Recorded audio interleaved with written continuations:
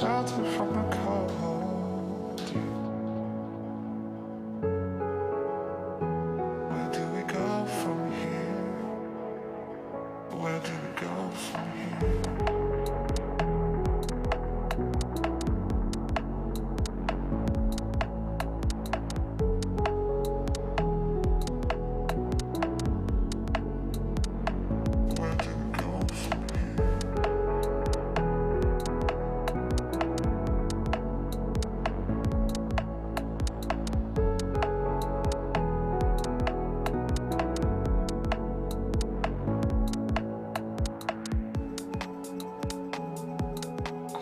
All alone.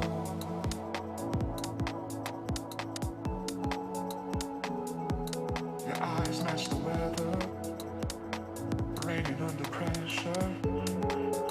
Oh, you say you wanna go, yeah.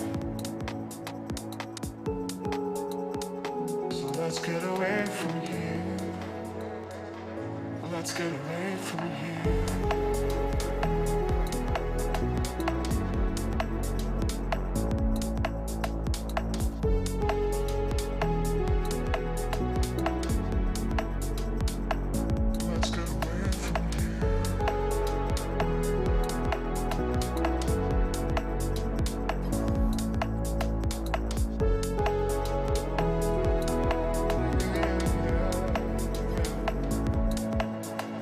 Strangers stand lost in time with one another.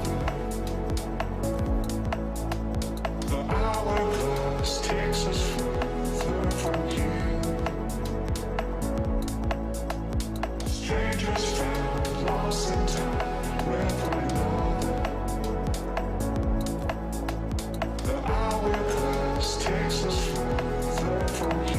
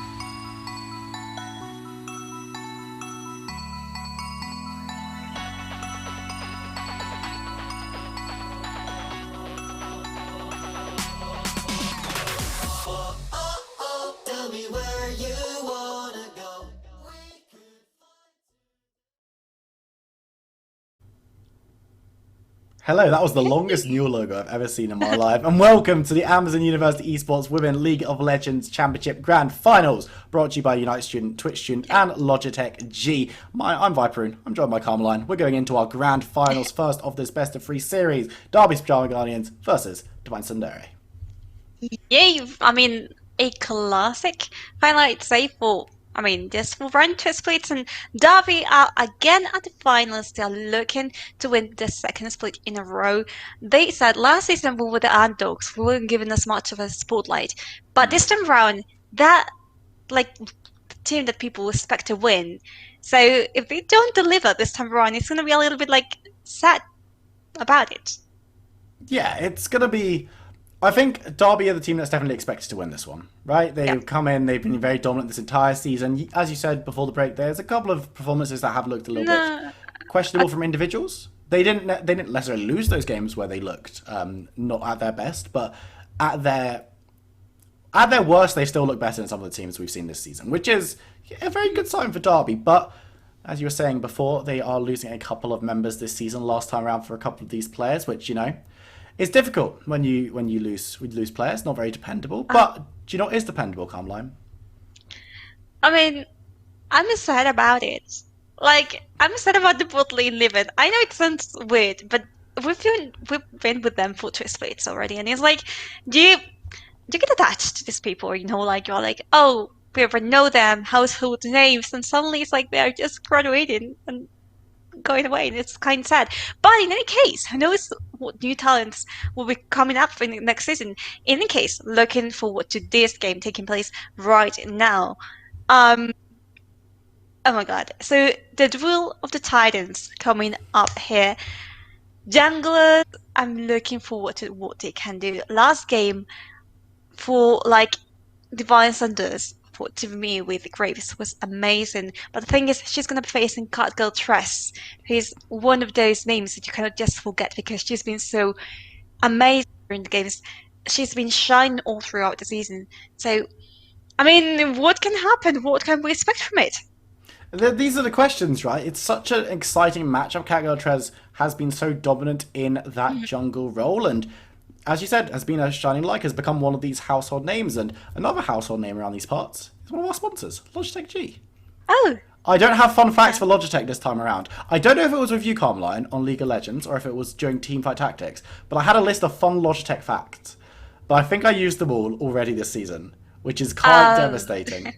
Was it with you? Were you here no, for the Logitech facts? it wasn't. It wasn't with me.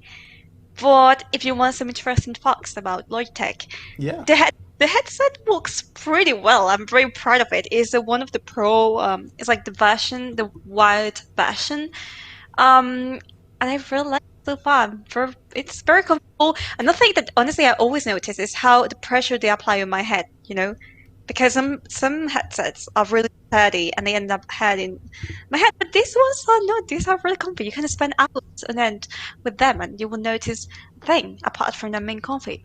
Yeah, and I'm not wearing a Logitech headset, and I'm miserable. So that's all the evidence. What we need to do now for the last bit, in the advert where they do the little with the thing, you need to do the little adjustment of your mic a little bit. Oh wait, Very let me dramatically though, because that's how they do it it has to be very dramatic.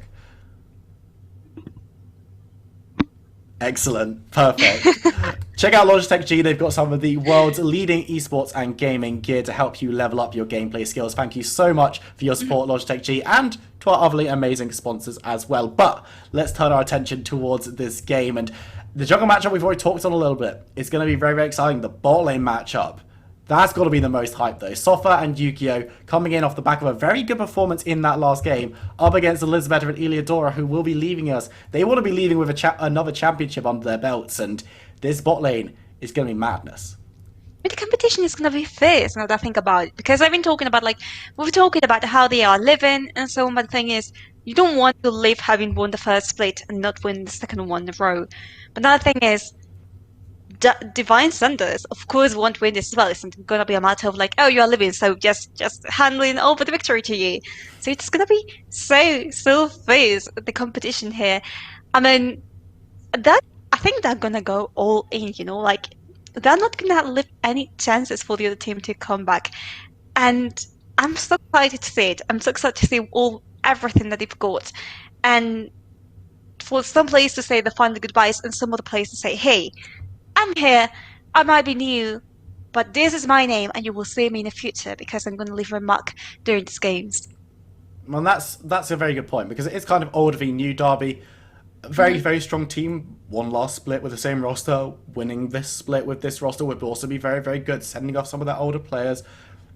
The roster they're coming up against, Divine Sundere, is a different team name, but a lot of these players have played before. It's not the brand new thing, but Yu-Gi-Oh! Is a player we haven't seen that much of, coming in pretty fresh, and it's going to be an exciting one. But one thing that I do want to touch on a little bit is the idea that the players that are in this final, right? We saw a lot of them last split, and we've seen a lot of them, obviously, this split because they're playing in it, and that kind of consistency that we're seeing in this league, where there are players who are coming through and looking really, really strong every split, is really, really nice to see, because it's something that we don't necessarily see in UK League of Legends. It's not something that we necessarily always see in university esports. The fact that teams are staying together for multiple splits and are performing consistently at the top level in this competition for multiple splits is really, really promising moving forward.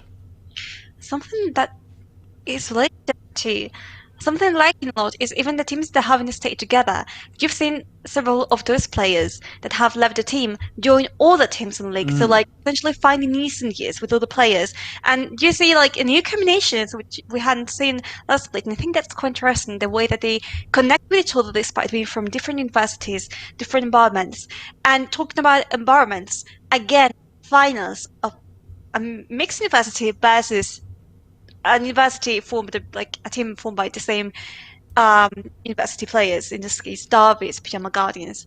What does it say about it? Because it's a first we were talking about like is better for it to be mixed? It's better for it to be from the same university. What do you think?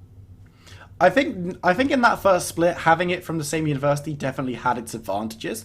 But one thing that is super unique about this tournament, and something that I was thinking about a little bit when I was like preparing for this finals cast, is this tournament has existed pretty much entirely in lockdown. There hasn't been the normal kind of the students at university right now are not having a normal university experience, and it really, really sucks. As someone who went to university, graduated without any of this nonsense, the level of experience at university that a lot of these students are having is not the same at all. But the Newell has been a centre point and has made it very, very easy to compete. But the difference between someone who lives so for Derby, for example, the difference between one of them, Catgirl, Trez and Lioness, could be 2-3 streets if they're at university right now. They could be like a 5-minute walk from each other. For Annie Banani and Sofa, they could live 200 miles apart.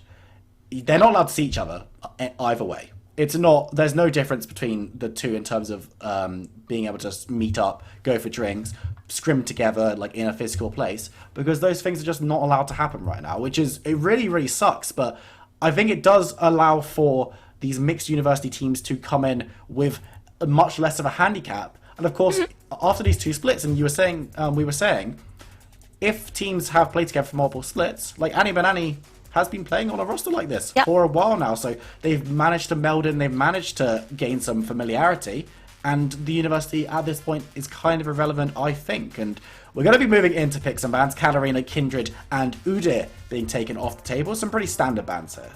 Yeah, I was going to say it's just the same bans in the same order as last game, but no, Udyr was not there last time. Hurricane was exactly banned at the same time last game. Quite interesting here. Again, Scarlet and Katarina go together really well, so you didn't want to leave the champion to her. Kindred, again, another champion that is really good in the hands of these junglers. Udyr, what can we say about it? Like, it's just so present in the meta right now. What can you say against not banning him? Liv's gonna be out of that too. Okay, so we're going for jungler. Just get rid. Seraphine being banned away also makes a lot of sense, but there's not all that many very powerful jungle picks left. We saw the Graves last game, it looked pretty good, but it's not on that very top tier with the Udyr, the Hecarim, and the Lilia, but it will be the lock-in for Catgirl. Trez clearly finding some comfort in this one, and of course it's still very, very competitive. Spicy. Last game she saw it in the hands of Tibumew, and this time around it's like, okay, you know what, I'm gonna show you how to play Graves. Or at least try to. So we're gonna see if she manages to do it. But like, I'm so excited about it. Like when players are like, yeah.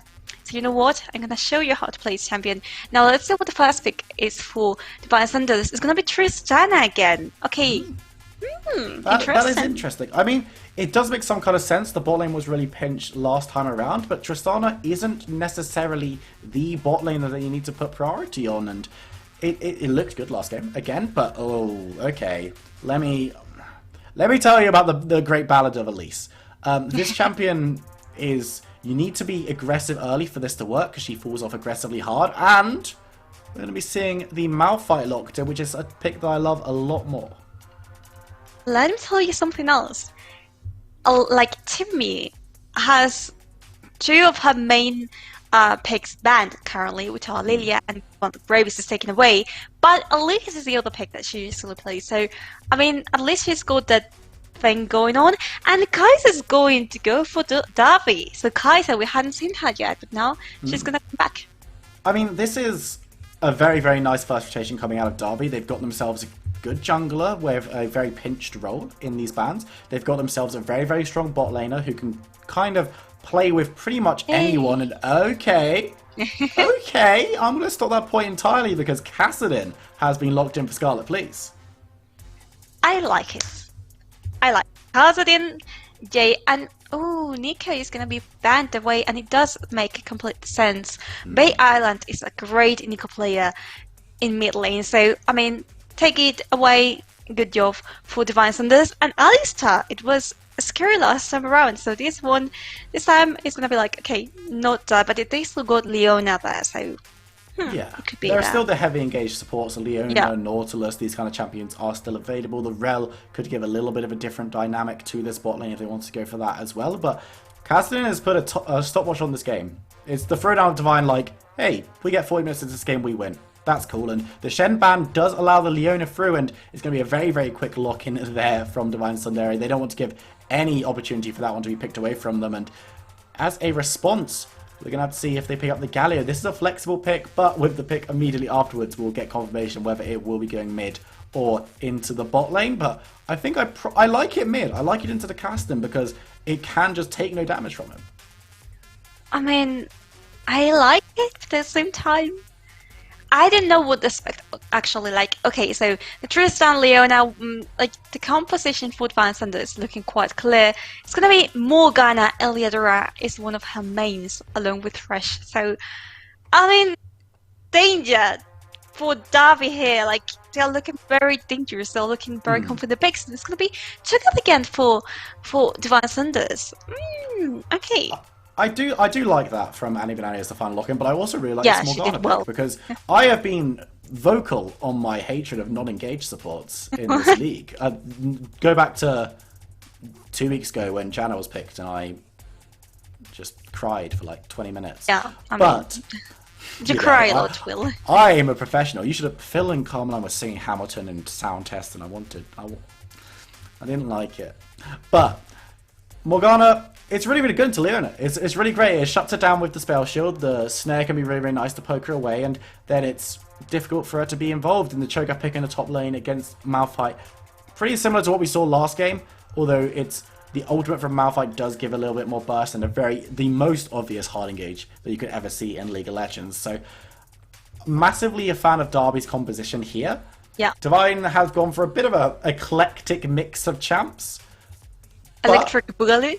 It is Electric Boogaloo. It's, hey, we've got an early game jungler, but also a champion that wants to get to 40 minutes, and engaged support, and disengaged top, and Tristana also. A bit is of fun. everything. The thing is, it is a bit of everything, right? So this is what they did last game. They went for Jack of all trades, Master of none, which worked last game, but this game, where you've got a Jack of one trade, and it's going to be really good. It's called Malphite ulting and Galio ulting on top of the Malphite, and then everyone's knocked up for 45 seconds.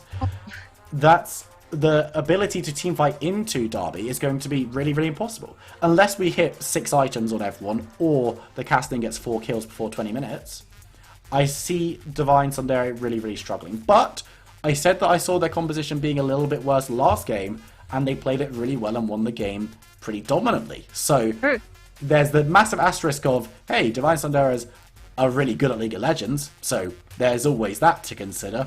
But I think Darby's Pyjama Guardians might have it in the bag just based on draft. I mean, that's true, but at the same time, I think despite the composition for Divine Thunders being a little bit like, quite mixed and a little bit like without a certain purpose, it's just like, as you said, Jack of all trades, Master of none. I think these players are feeling quite comfortable in champions they've picked. It's not a matter of like, okay, I'm going to counter this with that. So the thing is, the Elise in the hands of Jimmy, for example, Soph again with the Tristana, Yu-Gi-Oh with the Leona, they're all really, really comfortable in these picks. So despite how Morgana can counter Leona, despite how Galio does well against Kassadin, it's not like they just have chosen a random composition. So I think they've got a chance, and also if the Cho'Gath keeps winning as fair as she was last time around, it was impossible to take Cho'Gath down. It was, that is true. But the problem this game, much more so than we saw last game, is last game Annie Banani could stand in front of her team and was like, hey, what are your options for engaging past me? And the answer from Hecarim PTSD was, we kind of don't really have one, so I guess you can just kind of stand there and we'll throw stuff at you. But this time around, if Annie Benet stands in front of her team and is like, hey, engage past me, the Malphite's like, okay, dives on past with his ultimate, knocks up all 4 members. Well, doesn't knock up the Elise because she repels, but this is post-6, so Elise is much less useful than she was pre-6. And then the Galio just ults over the Cho'Gath on top of the members of the enemy team. And members of the enemy team might just die to that combination, especially when you've got a Malphite and a Galio then in the mix. Kai'Sa can dive on past with the ultimate as well. Graves doesn't need to, but can find a flank. And then you've got the Morgana who's sitting at the back, just kind of having a great time, doesn't need to dive past because the enemy team's already dead, maybe hits a snare onto the Cho'Gath to stop Annie Benet turning around and getting involved. So the way that teamfight's going to be fought by Divine Sunderers needs to be different this game. It can't be the way they played last time, because last time they weren't playing into a composition that is so forwardly mobile with their engage, right? And they played last style into a different style of enemy team very, very well. Can they adapt? I hope so. I mean, I take that game as like, okay, once you've won it, it's kind of a warm-up. Like, for them as a team, and I think they might have learned from those mistakes. True, they haven't gotten that much time to process all that, but I think as the game went on, they did seem to correct and fix some of those things.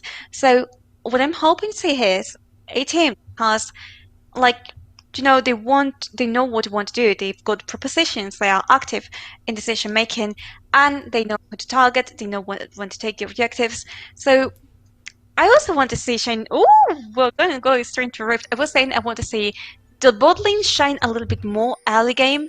In the past one, I didn't feel like they did that so much. At least they didn't shine that so much. This time around, I do want to see it. It was very, very difficult for them last game because the Jhin Rel bot lane can play very, very safely. The bad news is the Kai'Sa Morgana bot lane can also play very, very safe.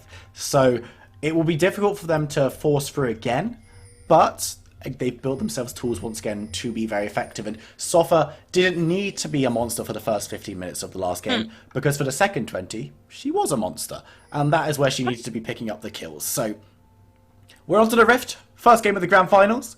We have Derby's Pajama Guardians on the blue side. Lioness, Catguard, Trez, Bay Island, Elisabetta and Eliodora. And on the red side, Divide Sunderers, Annie Banani, Chibi Mew, Scarlet Blue, Sofa, and Yu-Gi-Oh!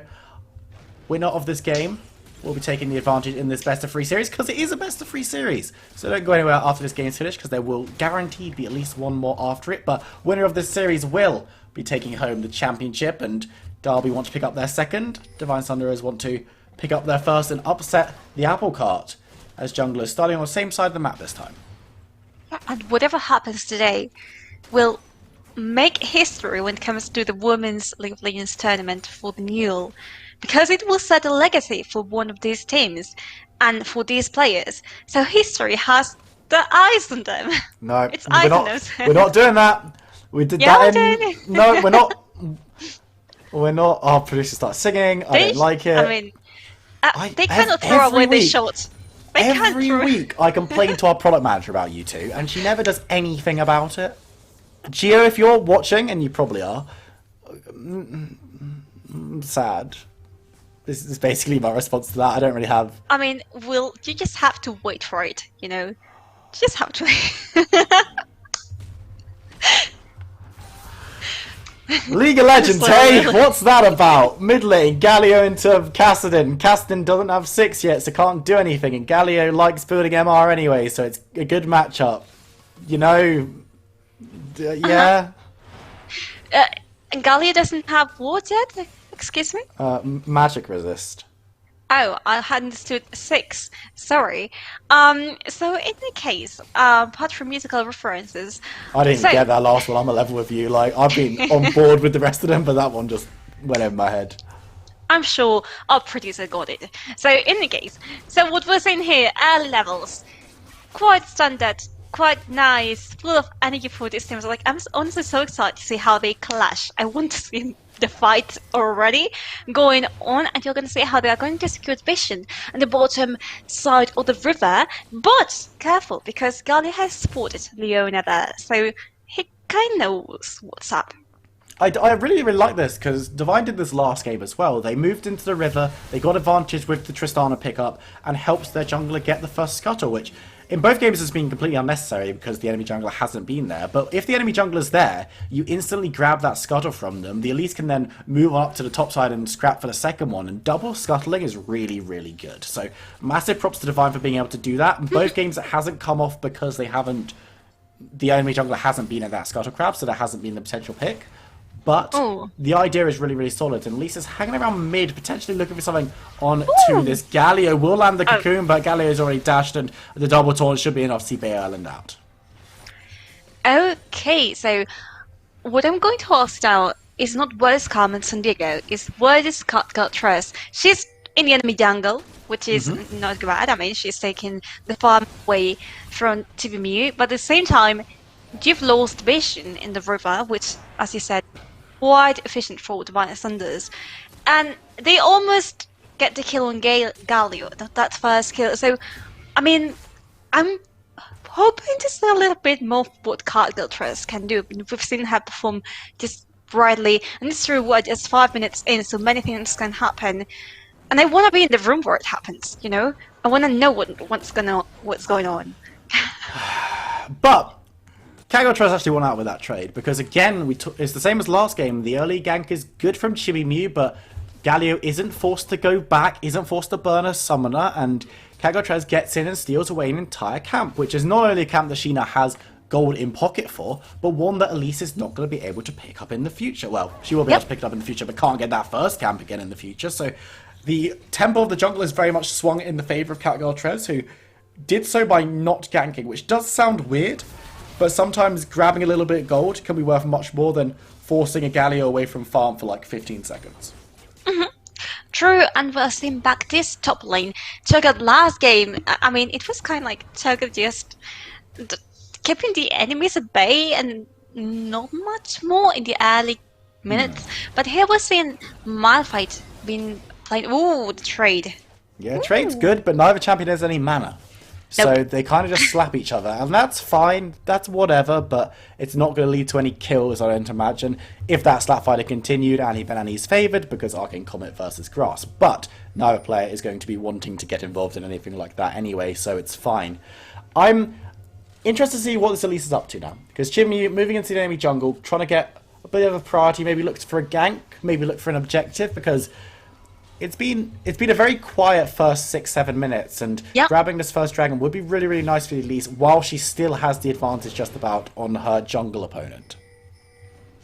I mean, will she make it? Will she not make it? The thing is, Tress, again, she's not similarly there or going there at the moment. She's just approaching. Galio has already what they're going to, but they doesn't have the time to contest this dragon. So I don't really know what's going on for Davi. But the thing is, it's surrendered dragon, the vision, and so on. What is that telling us about? What are they waiting for? And this is not a joke. It's like really what are they waiting for? Stop using words, please. It wasn't what. It was intentional. It's honestly fine. I think a lot of players at lower levels, like lower than these players by a mile, kind of my elo, put a lot of onus on picking up the early dragons. First dragon, the Ocean Drake, doesn't matter that much because it's not going to be giving soul, it's not causing out its predator, it's not worth... there's a little bit of gold involved, but Tress is stealing away the red buff currently from the opposing jungler, and the first Rift Herald is worth much more than the first dragon because of all the gold that you can gain from dropping it down and getting these plates removed. So it's honestly very, very fine to give up the first and even kind of the second dragon if you're not perfectly positioned for it. So I don't mind this from Derby at all. They can't keep giving up territory, but as long as they keep getting stuff on the other side of the map, it's absolutely fine. I mean, and they are doing so. So as I said, it's fine.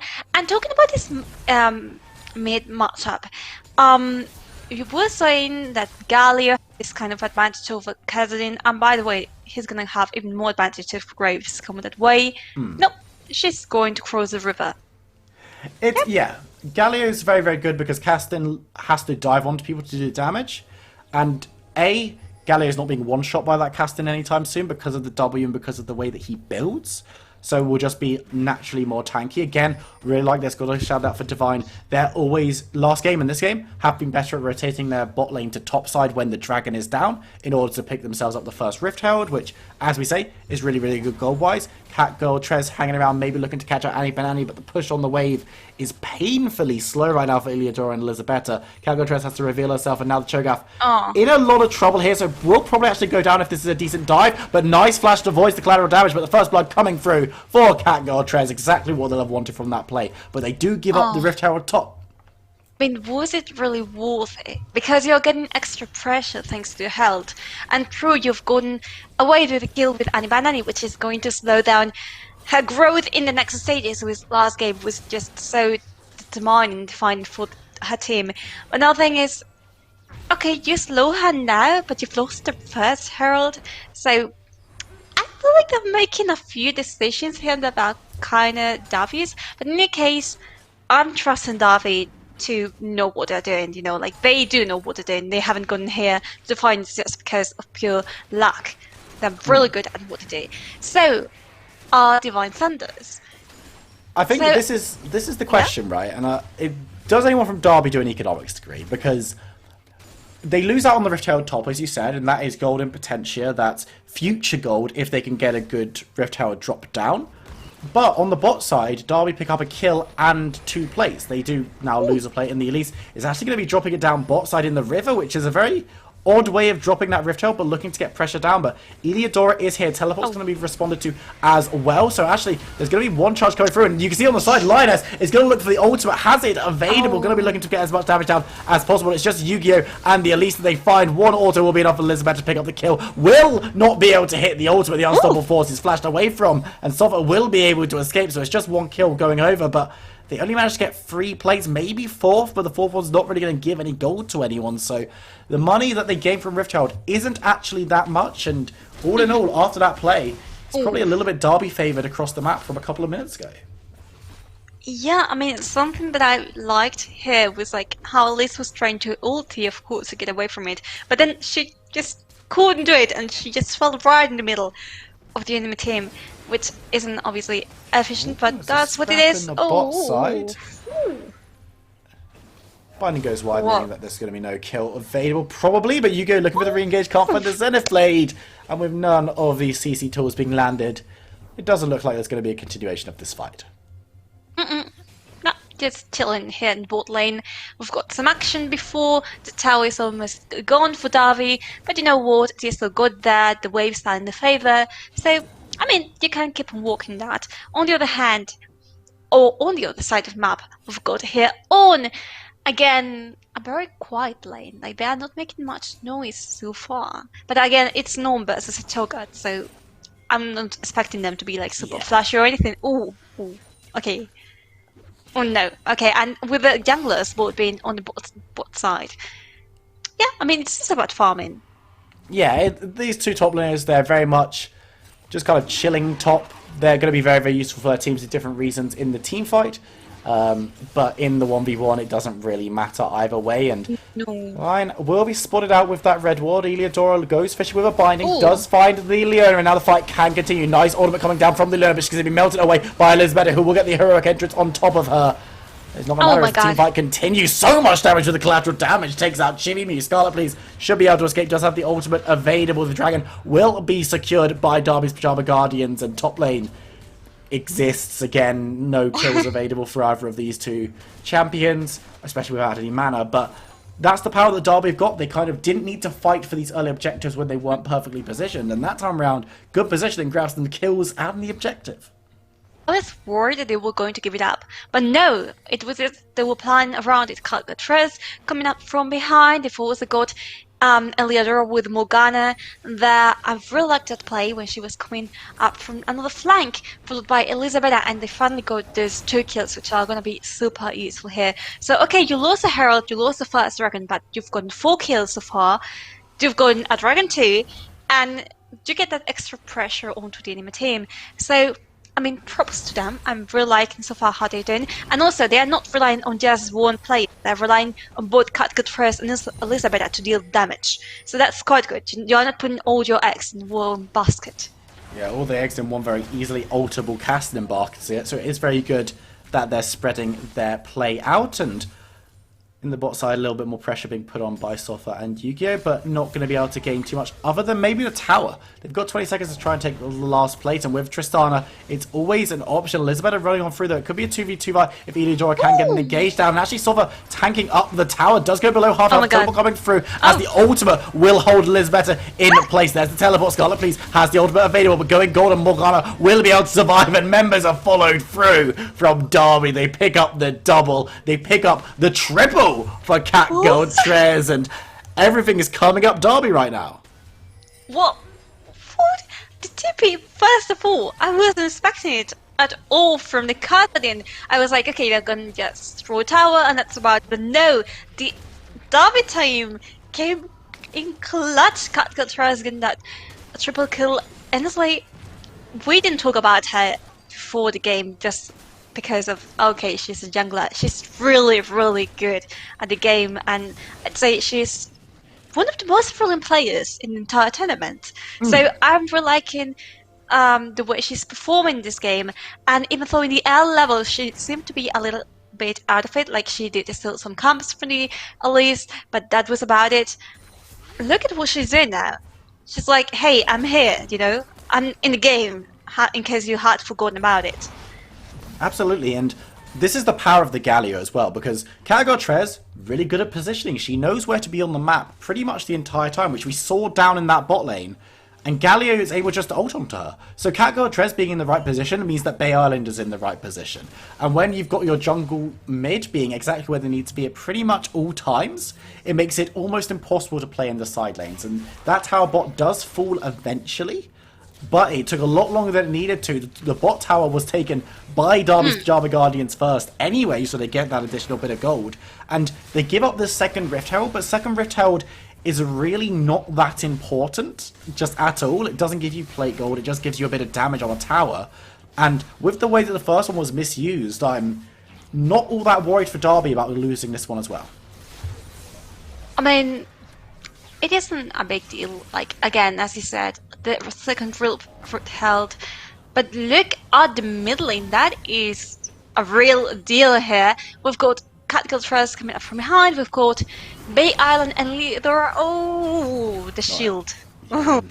Good shield coming down from Eleodora onto herself, but doesn't have that one available in the future. But the siege is going to be difficult here because, of course, you have the Tristana who's very, very good at clearing waves. Teleports up from both top laners could get them both involved as well. But, of course, both top laners can also stop each other's teleports. So, going to have to be doing that at a very safe distance or from base, as both do look to reset. But it could be a bit of a slow one. We got Dragon up in 45 seconds, which is probably going to be the next avenue of combat. It's Cloud Soul, which is loved by a couple of these champions more so than any other soul, really. So I think both teams will be wanting to pick up as many of these early as they can. So, I mean, I'm liking this game so far. I know it seems like very one side towards Derby, but on the other hand, if you just don't look at the scoreboard, Divine isn't doing that so badly. So far, the objective control has been good. The heralds have gone to them. The tower, they've got a tower in there. The dragon has gone to them. So I think they just need to polish what they are already doing. Oof. Yeah, a bit of poke coming down onto Yu-Gi-Oh, but it won't be too problematic. And, I mean, the goal, it does look very one-sided for Derby, but remember, Castin and Tristana are both on the side of Divine Sunderers. So, with this dragon going over, it's going to be a good time for Derby, but that Castin is hitting level 16, that Tristana picking up 3 items. These are massive spikes that are going to be really, really difficult to deal with from Derby's team. They do need to be very, very ahead to deal with these situations, and they're probably there right now, but if Divine can keep themselves in this game for another 5 to 10 minutes, then they'll be in a really, really comfortable position to take the game back towards parity. So, absolutely. I mean, at this point in the game, things are getting a little still here. Oh, card got trust. Kagotrez going to be caught out here. There's so many members of Divine Sunderers. They're going to go down, but Linus coming on through with the ultimate, and members following up from both sides. Elidor does get the ultimate down as Linus goes on the wall, will be caught out by the Zenith Blade, though, and Leona looking for the kill. The Cocoon will hold the Malphite in place, looking to get away as members from both teams water up. The Heroic Entrance is coming down, but so is Scarlet Blaze, will be knocked off as Galu comes through and picks up the kill onto Yu-Gi-Oh! Cho'Gath looking for a snack, only finds Rock, cannot find the kill, but there's Sofa with the cannon looking for Eliodora as well, cannot find the kill just yet, but there's Scarlet Blaze as well, double kill going over to Sofa. It's 4 for 1 over on the side of Divine Sunderers, and Derby's Pajama Guardians chasing shadows that time around. So she exhibits no restraints. She's doing so well. And I'm so impressed by what they've done. They just came back to the game entirely. And by the way, that was another musical reference. So in any case, they're gonna... People are talking about how this ripped health wasn't that so important. But they have just taken the third tower of the game for themselves. They've opened up top even more. And now they can allow themselves to, you know, focus around all the objectives. The team fight was really good for them. I mean, of course, Zavi started out as being outnumbered. Yeah, but in any case, they didn't like Galio with the TP, with the ulti. They were just too divided in order for that to work, and so Divine Sanders has gotten that team fight. And yeah, I mean, the big issue with that team fight primarily was that they fought 1 for 1 for 1 for 1. In that situation, Kagotrez is overextended. You let her die. This is the game plan. It's not the leave no soldier behind thing. It's the let Kagotrez die there. Because you lose one member, it's a shutdown, it's kind of bad. But it's on Kagotrez. The rest of the team doesn't lose anything. You just hold on back, you clear out the Rift Herald. It's good times. You don't commit several more members to protect what is at that point a corpse. Because Kagotrez was dead when Lioness entered the fight. The impact was above a corpse. So it was very, very difficult for them to gain anything from this. But they're looking to get something on Annie Banani, who is pretty tanky and will be able to walk away with half health. And this Cho'Gath starting to get Hecarim PTSD myself, but Cho'Gath PTSD from last game. I'm scared. Well, rather than scared because I'm not playing, so nothing is really at stake for me, so I'm gonna win it. The thing is, look at the split passion by Divine Sanders. I'd be scared if I were Davi player right now. I know they are perfectly capable of coming back from this, but the thing is, Divine has seemed to learn the mistakes, and they're trying to use the resources the best way that they can, use the champions to the maximum potential, and I really don't like that teleport. Bay Island teleporting bot when Elizabeth was pretty much already there. The tower is much too healthy for it to go down to Castin, even with that wave, so big resource being burnt by the Galio. Yeah. And not necessarily exactly what you want to do. Yes, it's nice to have a bit of protection coming in when the Castin is hanging around and couldn't maybe look to dive onto the Kai'Sa, but with ultimate there, with heal there, Elizabeth is probably fine. So communication needs a little bit of work still for Derby in this final. They're still warming up though. They haven't had the losers bracket final to get themselves on the hymn sheet, but we talked about how Divine Sunderers wanted to get back on parity. They're pretty much there, only 400, 500 gold behind at the 21-minute mark. That's basically nothing. And with these really strong scaling champions, things are looking good for them now. I think so, and we saw how to get what Silver Scale last game. I won't get tired of saying this again and again because it was a nightmare, and I cannot imagine how it must have been to play against it. On the other hand, you don't have the Alistar anymore. You've got the Elise, the Kazan, Tristana, and Leone, but I think this can be countered if the Darby plays the cards right. So, next thing up is going to be the Dragon. And I want to see what they try to do because I wouldn't want to let this one go. Like, they've let go of towers, they've let go of objectives. The second Rift Held, which in the end proved out to be quite useful. So are they going to live this one? And it doesn't seem like it. They're going to fight against it. Yeah, they're definitely going to start fighting for these later dragons, because giving the early ones up is fine. Giving up the fourth one is a little bit less so. But again, it's not the end of the world if they don't feel confident in the fight. Castin in the mid lane, looking to build priority. Linus is going to go deal with it. We'll be able to get into the fight very, very quickly. Actually looking to try and get the engage onto Scarlet, please. Won't be able to find ACC, but there's the binding. Can Linus follow up with the unstoppable? No, she's going to hold on to it for now, but Castin is half health being forced away. Looks like Divine won't be starting up the Dragon just yet as members of Derby's Pyjama Guardians step forward to contest. We're at the same point we were last time, but Caston is half health, so does need to be careful on the tower, and Snipe's going just wide, but things are looking like a powder keg. Both of these teams really want to fight over this objective. It's going to be started up by Derby's Pyjama Guardians. You can see Galio try to hold that choke as best they can, and it should be pretty easily secured. There's no way easily for Divine Sunderers to get over that Galio, and there's the third Dragon setting up for Soul Point in 5 minutes' time. Yeah, but remember that Divine Sanders are not just helpless at the moment. They still got chances to do what they gotta do. This Dragon, okay, they had to surrender it because they weren't able to contest it. I mean, that's kind of obvious. In any case, what can you do to come back from the game? Cassidy is trying to split push that again, which last time didn't work so well in the bottom tower, but then again, both Bay Ireland and Elizabeth were there to protect it, so not such a big deal. Now, what do you think they gotta go for next in order to secure this win for both teams? I think both teams are going to start looking towards that Baron. It's the only neutral objective on the map, and we know that teams in this league, specifically, love fighting over neutral objectives. They're very clearly a strong power-up for your team, and both of these teams have shown in the past, throughout this league, that they do like grabbing them. You can see the 3 Dragons already on the side of Derby's Pyjama Guardians. They can take Baron reasonably quickly. They've got Kai'Sa, they've got Graves, who can both melt through it. On the other side, Sofa, very good at taking it herself, so will be good for both sides to grab it if they can, but it's going to be more about gaining position. And Scarlet Please, overextended, does have the ultimate, but only a couple of charges available with that much mana. The Everfrost is good to keep Lioness at bay, and Scarlet Please could maybe look for an execute here, but that will still take her off the map. Going to run directly into Eliodora, has to flash over the wall, and Elizabetta is already there. Really nice spell shield coming through as well. And Yu-Gi-Oh! On the wrong side of the wall. Nice taunt coming through, and damage is falling. Chibi Mew needs to be careful. Kago Trez gets the kill on Yu-Gi-Oh! Off screen, and now they can look exactly like I said towards that Baron. Wisely so. I mean, it's the wisest issue. Okay, Toga just trying to push the lane there, getting another tower, and while Darby is in the Baron, okay, so no problem here. Bay Island is gonna go try and save that tower. They got Baron, that's cool for them. Gold difference is not so noticeable, but I mean, the Baron is the Baron buff that it gives you. It's obviously noticeable. Oof, be careful here. Almost.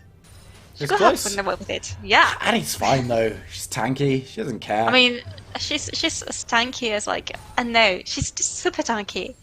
She's like the tankiest of tankiest. Well, you say that, but may I introduce you to Lioness on the Malphite? Because also, quite a tanky customer. Has the Mountain Drake, just one stack of it, but it's still nice to have. Has that passive as well, which is going to make her beefy. And Bay Island, also not going to be a squishy customer when she starts grabbing towards those more tanky items with the health, with the magic resistance that Galio is wont to buy. Kagotras again might be overextended, takes a lot of damage coming through. Elizabeth thinking twice about getting the re-engage on, but Lioness is not interested. As you can see, Kagotras has already escaped Lioness in the fight. Elizabeth diving on through, gets the first kill in this one, picks up a second as well, and now will chase towards Annie, but Annie does have the ultimate available, but no one's low enough to be targeted, and triple kill going over to Elizabeth. Baron buff rolling on all 5 members as well, means that they can gain a lot off this push. You know what I said before about Togad? I'm retracting. I want to take it back. Like, in a way, I have to compare it to last game, in which it was impossible to take him down. But this time around, it was like, took how many? 5 seconds? First inhibitor for Darby, which looks quite nicely to them. They're going to try to get buff a little more, yeah. So, is it going to be over? I don't know if it's going to be over. There should be too much of a defense from members of Divine to actually give this one up, but the first Nexus Tower does fall, and there goes Yu-Gi-Oh! Lioness picking up that one, and the damage coming through onto the second Nexus Tower. The respawn on Scarlet Please is just too late, and just like that, Derby's Pyjama Guardians picked themselves up the first win in this best-of-3 final. Oh, your word, that making history. That was amazing, the way that they closed the game. This is something they usually complain about. Like, people do know how to close the game. They do know how to get the lead. They do know how to get those objectives. But when it comes to like actually closing the game, when it's the most favorable to you before the enemy composition scales farther than what they already done, it's always a tall matter. But in this case, Davi just did like this. It was like, we've got the advantage. We're gonna keep on pushing. The waves weren't even in the favor. Like the waves were not with them. But they still did it. That's being confident, and it has worked. Yeah, absolutely. They managed to press through so effectively with that Baron buff. It was a really good fight that they got themselves beforehand. So the defense was very staggered. So it was 2 or 3 members defending at all times from Divine, and they were just not enough. Elizabeth doing so much damage. The members of Derby being so tanky. The Malphite, the Galio just wouldn't go down, and really, really dominant win for them. Divine, it's difficult to say because in 5 minutes' time, that game could have gone very differently because you've got the Cassidy, you've got Tristana, and I'm thinking that's part of why Derby wanted to push through so vehemently, wanted to take that last-ditch fight under towers because they don't want to fight against the level 16 Caston. And they didn't have to in the end because Derby looked so dominant. Whoever's making the calls for Derby on that play, and throughout the entire game, in fact, is doing an exceptional job. I don't know who their shot caller is. I imagine it's probably their jungler, Catgirl Trez. I would suggest. But whoever's doing it is doing an amazing job. I agree with you. And also, yeah, there was some kind of confusing calls, like when they went both to protect bot lane tower, like together by Ireland and Elizabeth. But for the rest of the game, it has looked quite clean in general. And despite giving up some objectives, they won the macro game, which I think is quite important. And so, I mean, I want to see what happens next game if they manage to get another win and the finals themselves or not. Will they be crowned champions after the next game? We're going to jump to a short break. When we come back, we're going into our second match of this best of 3, so you can't go anywhere. We'll see you in a few minutes.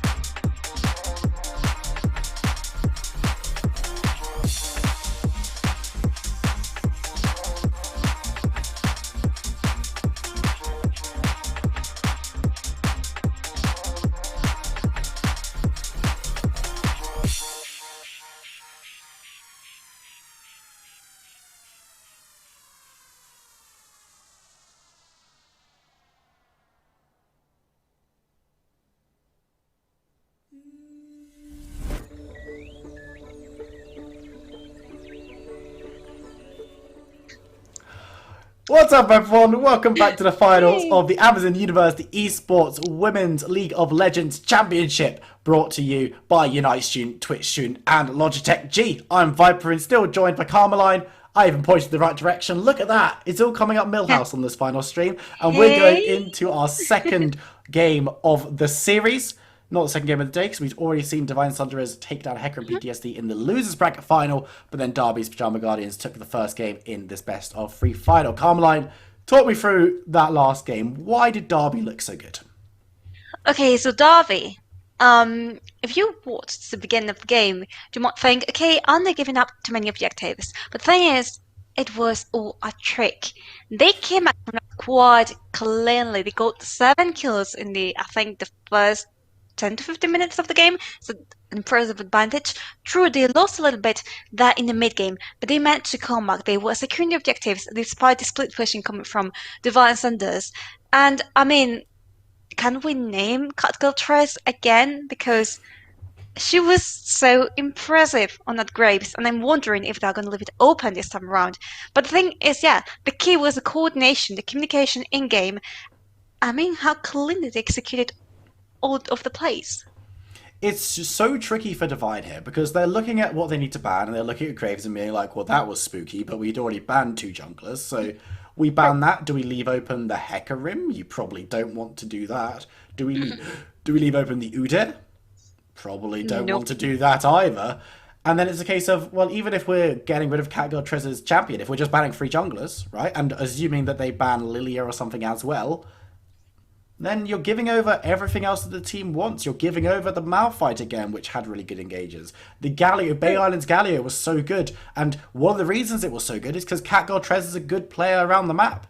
She doesn't need to be on Graves to do that. She can be on anyone to be in the right place at the right time. I think you look bot, Elizabetta was pressing Q and melting people in those last couple of team fights. Iliadora picked the perfect counter pick for that team composition and was, I was going to say flawless with throwing bindings. I saw a couple go wide, but was very good at throwing the bindings. And the spell shields were flawless. They were always going on to exactly the right target. So you can't ban, well, you can ban 5 champions, but you need both rotations. And then you're not banning Seraphine or Hecarim. Udyr is going to get through Lilia. There's not enough bans to ban out Darby. True, it's like you just need, I think Divine has to play their own game. Like, I know last game they kind of did that, like got some comfort picks, but be even more comfy because that's the only way that you're going to come back from this. Darby is going to look good no matter what composition they've got. So you need to try and pick things that you, rather than counter the enemy comp, are going to make you feel powerful, confident, and empowered during the game because that's the key to it.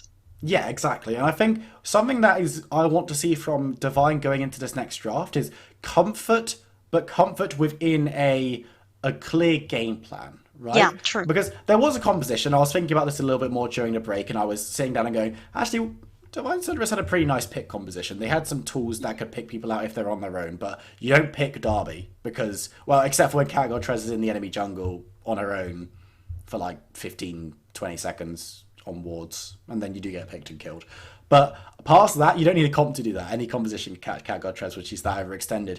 I want to see them picking these comfortable picks, but picking them in a, hey, this composition does X, this composition does Y. Because last game, the composition kind of just existed with a lot of comfortable champions for them, and they vaguely wanted to get to level 18 or level 16, but didn't really have the tools necessary to get them there. They had the Cast and the Tristana to get there, but then it was like Cho'Gath's good at peeling. The Leona wants to go in, but can peel kind of, but she'll losing a lot of her power by doing so. And you've got an Elise who, by that point in the game, is just kind of a body that isn't doing anything unless she's very fed. So let's see. You want to go pick composition, get comfortable with champions that all like to pick. If you want to go for team fighting, get lots of champions that like to team fight. I reckon if you're banning away something specifically, the Galio is probably the option because Darby is so good in the macro gameplay. Giving them global tools is a big no-no. Yeah, absolutely. And what you're talking about, just piggybacking on that, what I noticed is, as I said, just not in the last game, but in the past 2 games that we've seen from Divine Sanders, so this is the 3rd one for today, they have gotten more or less the same problem, like not having a clear idea of what they actually want to do with the champions. So that is a really good point that you've made there. Like, they need to polish that. They need to fix that. They did improve from the first game to the second game, so I'm expecting them to be better this time around, even better. So let's see if they can pull it off and have a nice, clean game with a clear composition and a clear plan for the game. And it can be a bit difficult when you've got players who don't necessarily have the time to train on all the champions that are meta right now. We're on a newish patch, and we know from University Esports in the past, I know certainly from my experience playing University Esports, you don't have time to keep up to date with every single champion that is in vogue. Especially when you come into a game with the finals and your role is like, oh, my 2 champions, like Scarlet in the mid lane. Very, very good Katarina player. She's never playing Katarina in this league. It's just not allowed. It's first banned by whoever's against her, which is a really, really rough position to be in. But I do think that identity is key in terms of how a composition works. And if you have to move off of a little bit of comfort in order to gain a little bit more draft identity, I always think that's worth taking. But we'll have to see if Divine are thinking the same that I am. We're into picks and bans maybe for the last time, but hopefully not. I want this to go to 3 games in the final. Udyr going to be the first takeaway from Divine, who now find themselves on the blue side. First ban quite okay. Katarina, we were talking about it. Banned Just banned again. every game. Friends. I mean, just on hair cream. This wait, this is the exact order they won, but they were banned last game. And Kandrachi. Okay, I mean, so copy and paste. the bans weren't necessarily bad from either team, so it's perfectly reasonable for them to go for the same bans again. And because Divine Thunder is on the blue side this time around, they get the priority on what they want to take first, so maybe they take the Graves if the jungle pool is pitched again. If Seraphine makes her way through, maybe they grab that instead. The Lilia is going to be that ban. So yeah, Catgirl Trez, you can't ban this woman. She's too good. She's gonna have options. Graves is available, but let's pretend that Graves is gonna be the pick for Divine Thunderous first up. And it's actually going to be banned. Oh. So no one's getting a tier 1 jungler, I guess. That's cool. Intelligent. Yeah. I like that. She still got Ivan, for example. She plays it quite well within her net before. But now, oh no, Seraphine again. Ooh.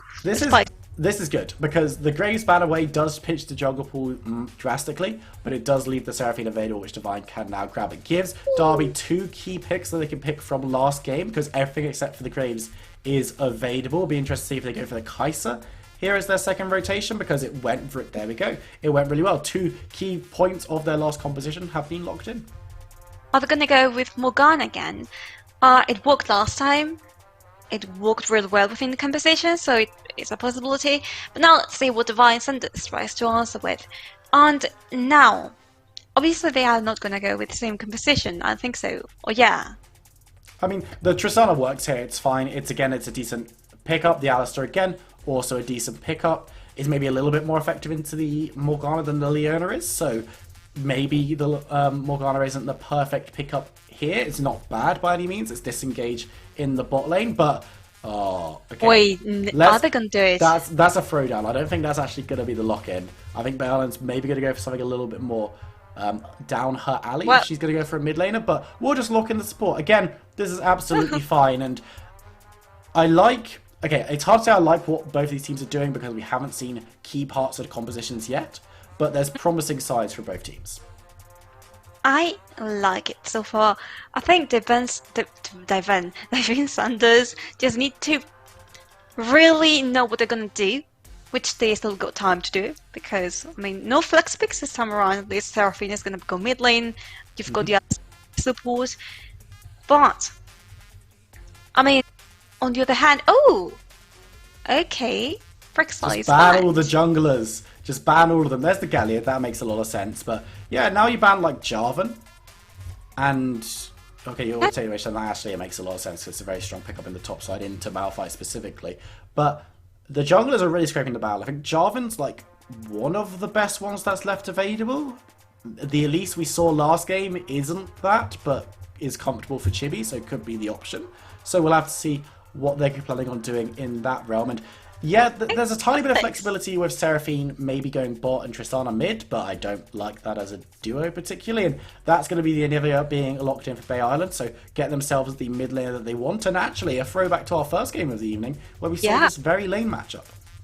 I was thinking about how this is taking picks from the previous games and being like, hey, so just like Graves last game, this time around we're gonna pick Anivia out of the entire champion pool, and look, it's gonna be so good for her and Banani. I mean, third time's the charm.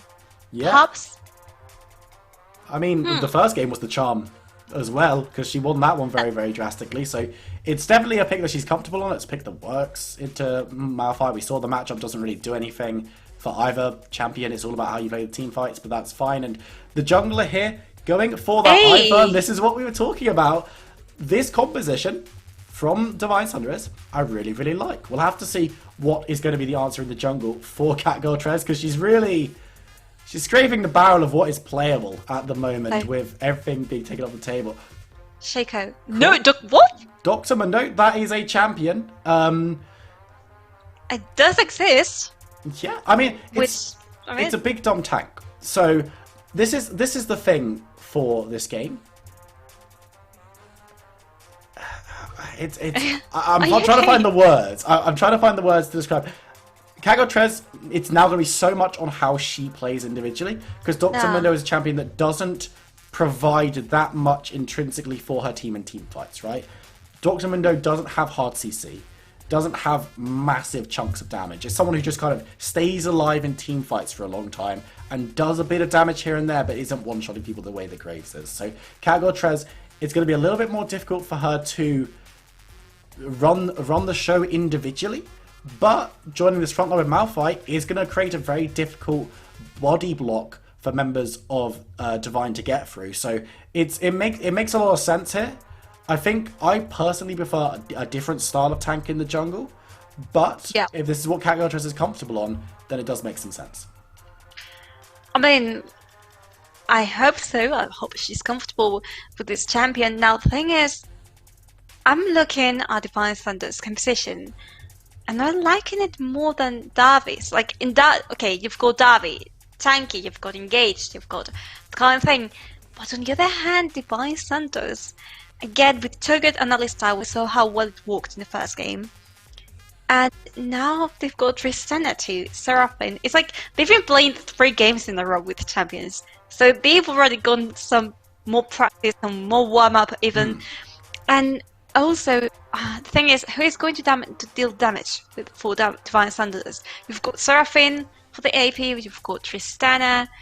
But aside from that, perhaps you can rely on Cho'Gath, but not much aside from that. And then you've got Davi, you've got Malphite, you've got Anivia, you've got Kaiser. I know what I prefer. It's the case of there's more options for Darby to get a little bit of damage through, but I think, again, they've only got 2 real damage sources. Anivia and Kaiser are where most of the damage has come from. Malphite can do a decent burst with his ultimate and combination off the back of that one, but that's falling off later and not doing all that much to the shields that Ivern and Seraphine are going to be throwing down in team fights. So can kind of remove Lioness as a damage dealer post 20 minutes. Morgana can do a decent little chunk, but it's not going to be as much as a mid lane Morgana because it's going to be Q or Emax rather than W, so it's not going to be burning through enemies.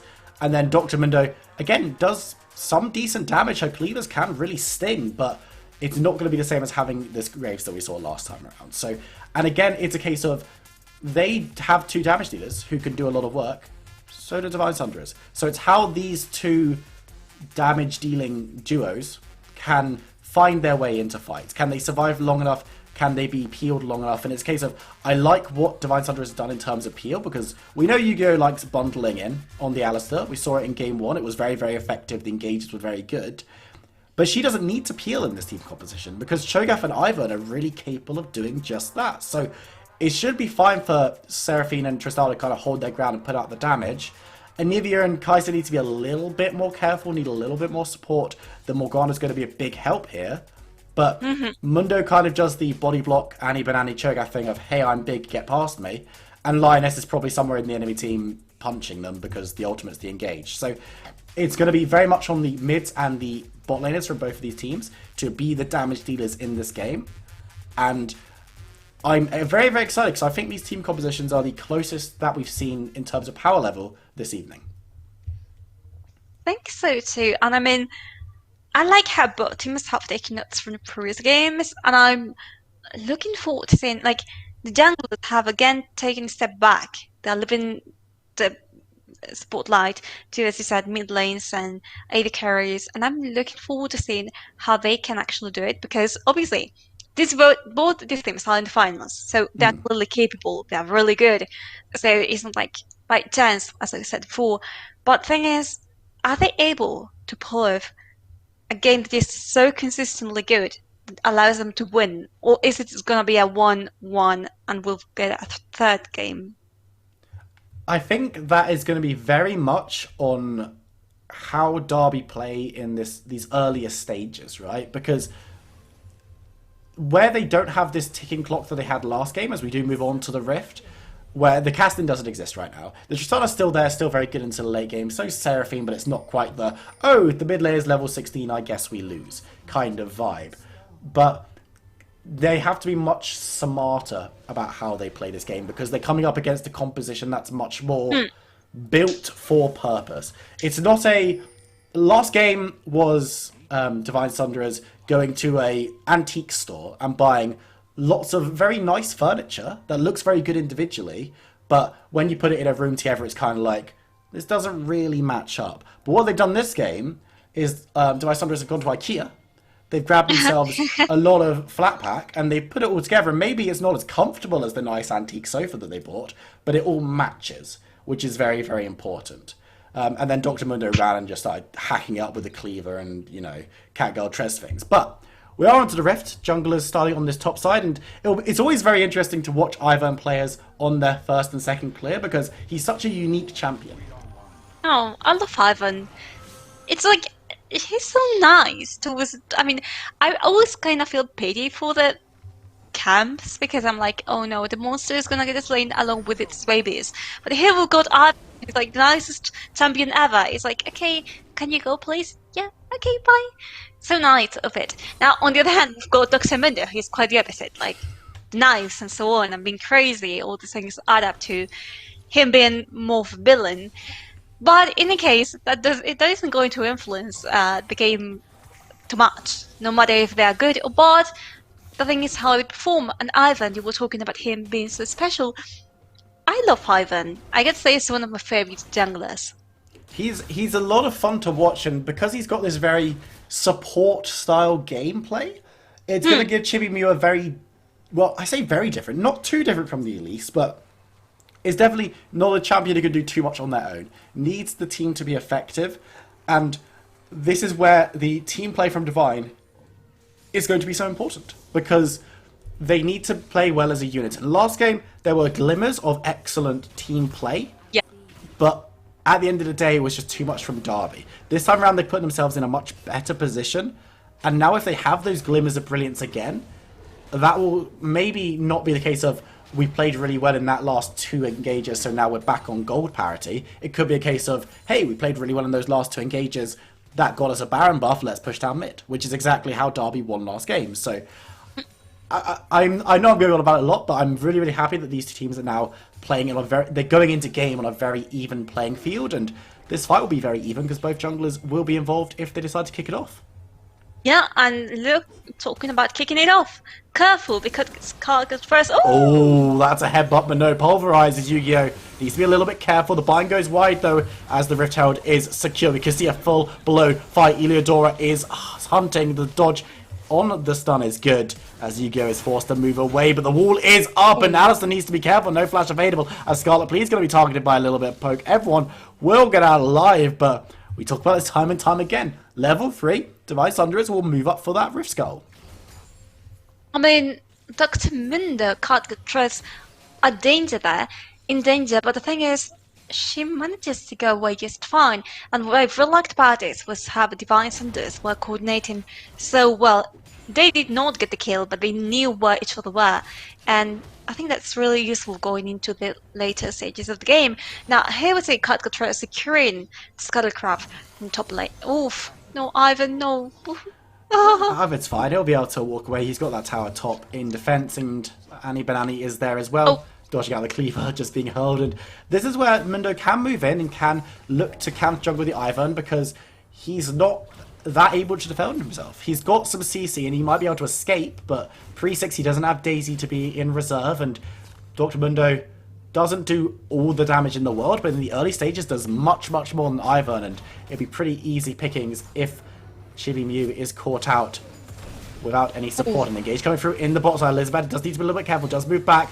Yu-Gi-Oh! Will be able to get a stun down onto Eliodora, but the fight might be turned as Elizabeth looking for that last shot. Will be able to find it. The exhaust goes down onto Sofa, but the minion wave will block any attempted re-engage, and both bot lanes will back away. Yeah, one more noticeably hurt than the other.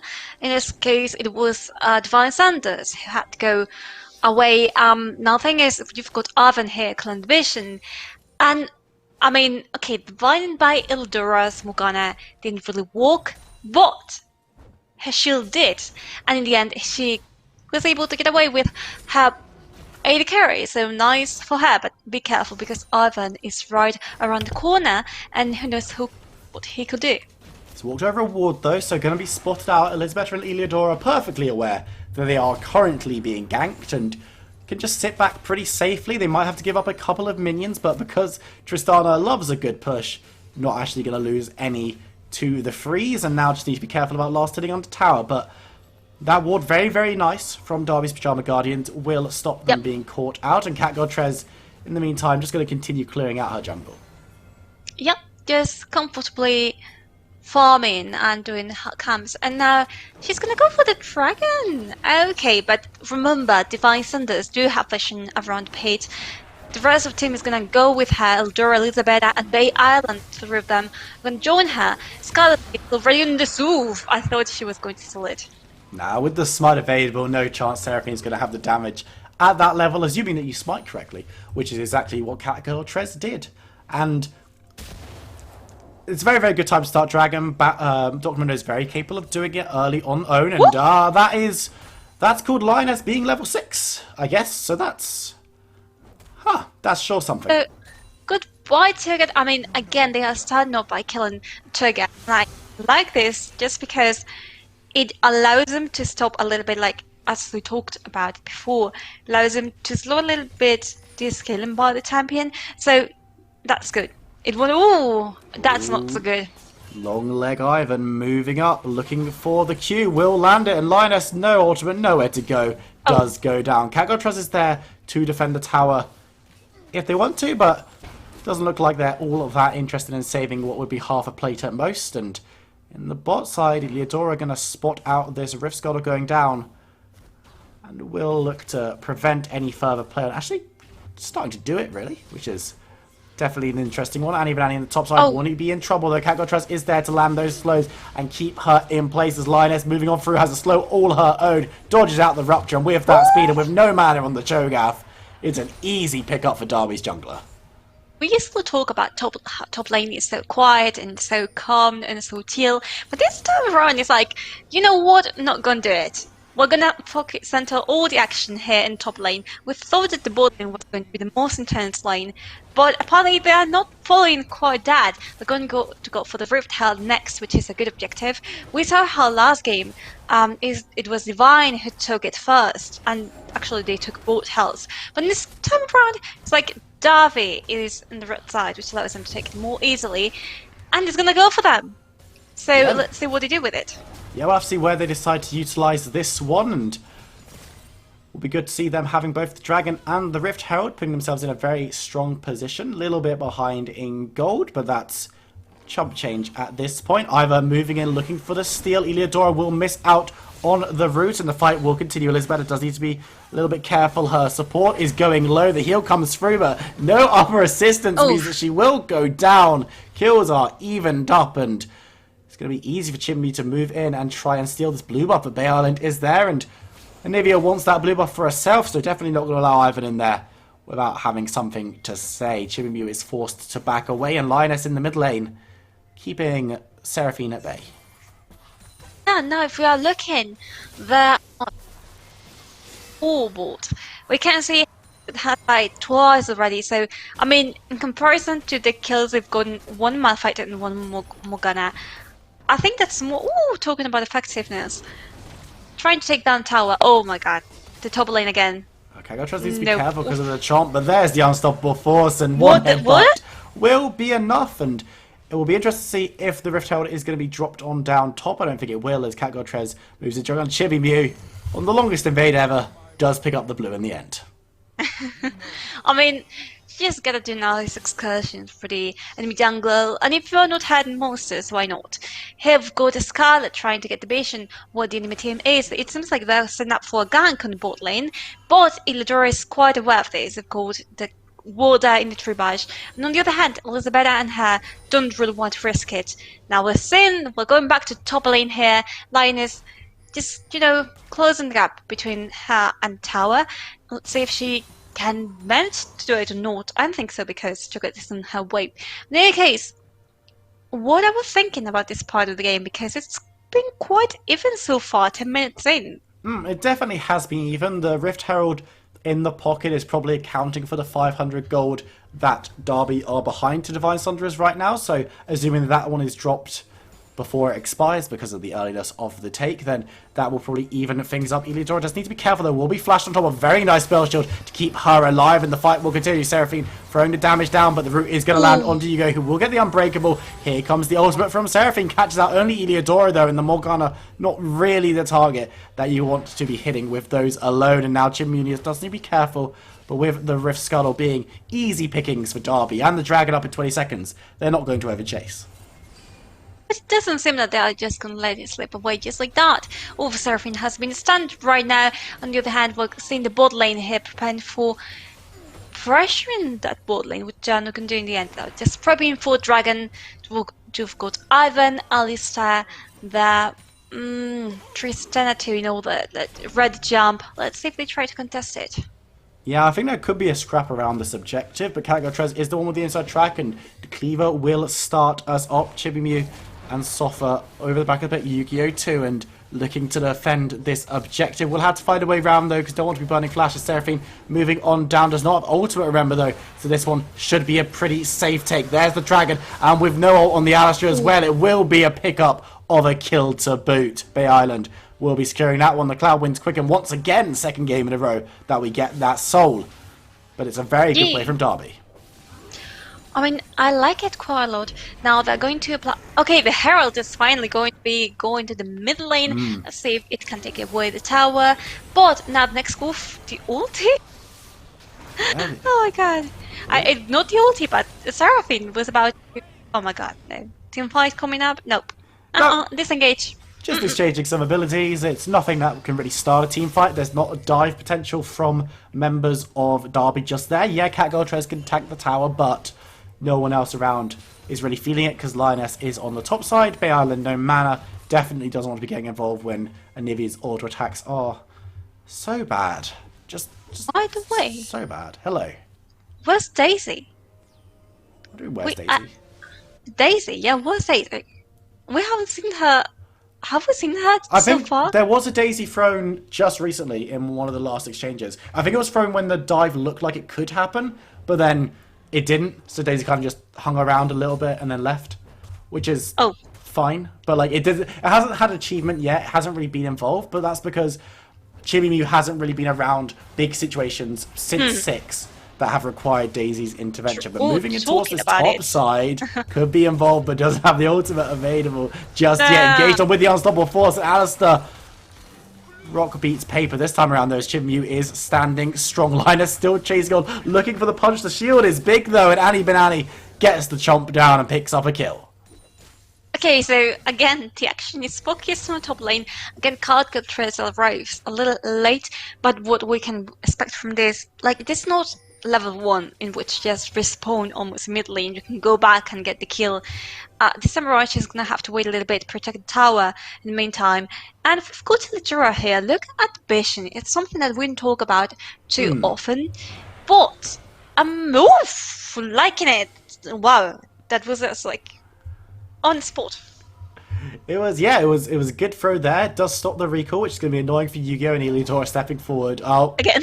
Just spooks this time because she wasn't even in the bush to have her recall stop. But that's going to be very annoying for Alistar. Now going to have to spend a lot of time away from lane to get the buy off that she wants. And with Tristana hanging about bot, going to be alone and a little bit in danger, but should be okay because Morgana is checking out some vision control in the river as well. And yeah, this map is lit up very well. Both teams kind of having control over one half, with bot lane definitely being Derby's side and top lane being a bit more controlled by Divine Sunderers.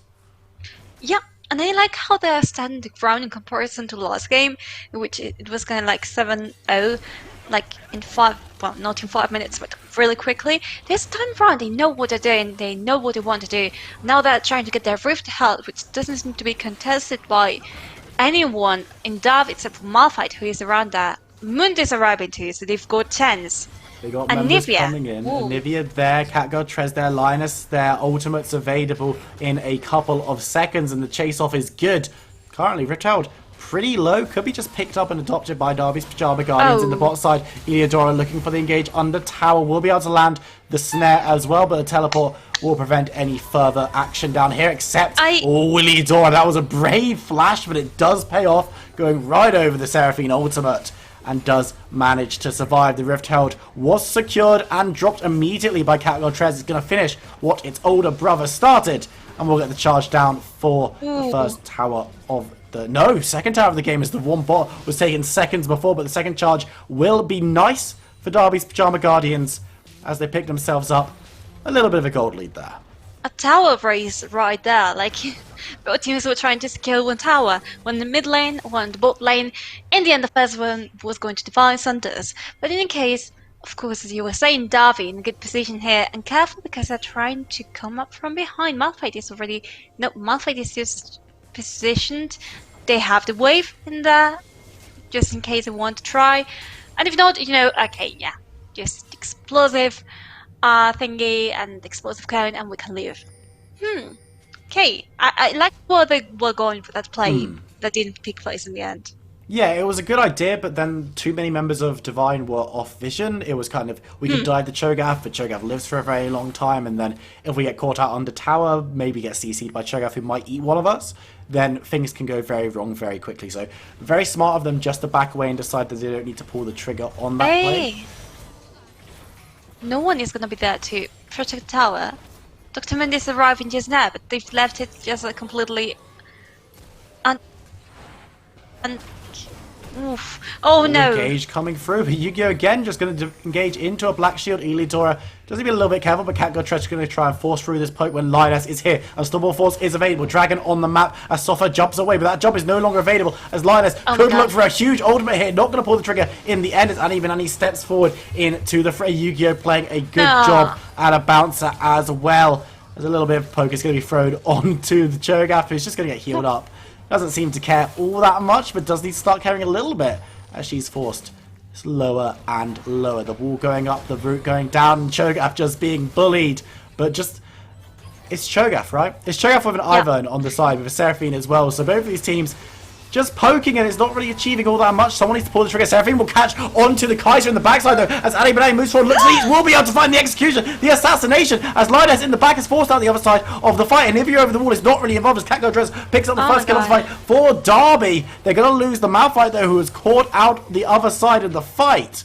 And the Root is going to be able to get members away. Yu-Gi-Oh! Stepping forward will be able to help pulverize, but is in the wrong neighborhood. Goes low. Does manage to dodge away from the pool though. As Catgirl Trez running around the corner, throws the cleaver, but it will go wide. It's very, very cold for Alistair, but will be able to back away. It's 2 kills for 1. This time going in the favor of Divine Sunderers.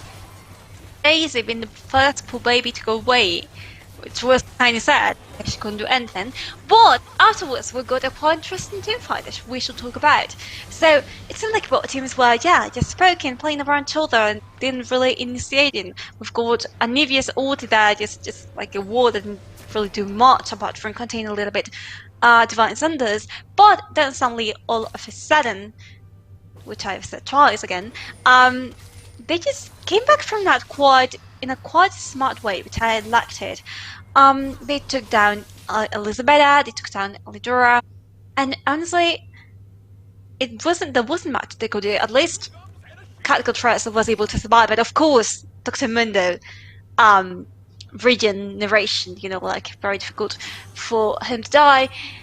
And Linus was also a little caught out of position. I think Davy, I don't think they are lost, as in they know what to do. I don't think that's the case, but I do think they don't really know how to play against this composition in the most efficient way when it's a 5 versus 5.